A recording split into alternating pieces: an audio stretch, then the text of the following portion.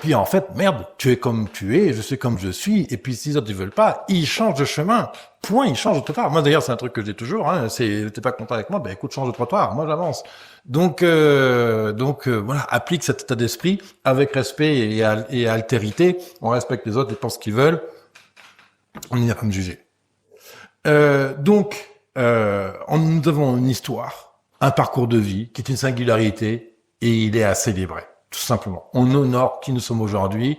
Je rappelle que nous avons une chance sur des trilliards de chances d'être en vie aujourd'hui. J'ai même fait une vidéo dédiée à ça, je te mettrai en lien en dessous. Et ça s'honore en fait. Donc, pourquoi donner du temps à cette croyance que tu ne corresponds pas aux normes? Les normes, elles ont été établies pour les autres. Nous, on s'en fout. Regarde, j'ai ouvert une maison LGBT en plein cœur des Cévennes.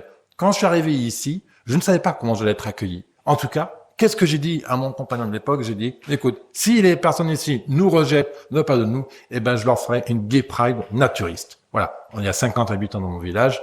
Et voilà. Et c'est une manière de dire, si vous n'êtes pas contents, les mecs, mais j'en ai que faire? Moi, je suis posé ici et basta, terminé. Tu vois ce que je veux dire?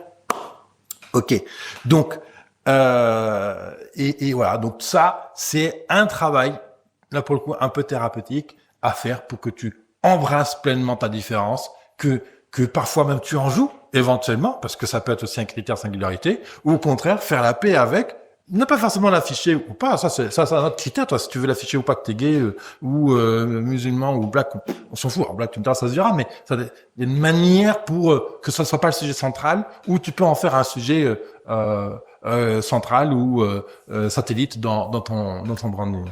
Voilà. Et donc, c'est tout, quoi. Donc, pour résumer cet épisode, le frein, c'est une force.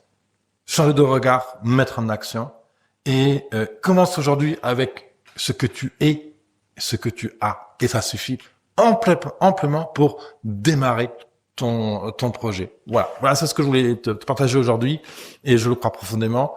Je suis moi-même un homo installé à la campagne avec différentes entreprises. J'ai vécu en Inde, à Hong Kong, Taïwan, Bangkok. Tu vois. En Inde, typiquement, c'est pas quelque chose de très affiché compagnie. Et j'ai lancé mes business et ça n'a jamais été un problème pour moi. On a même créé un podcast aujourd'hui qui s'appelle homoheureux.fr dans lequel j'accompagne la communauté LGBT à développer justement ce confort de vivre, quelle que soit son orientation ou comment on a envie de vivre en fait.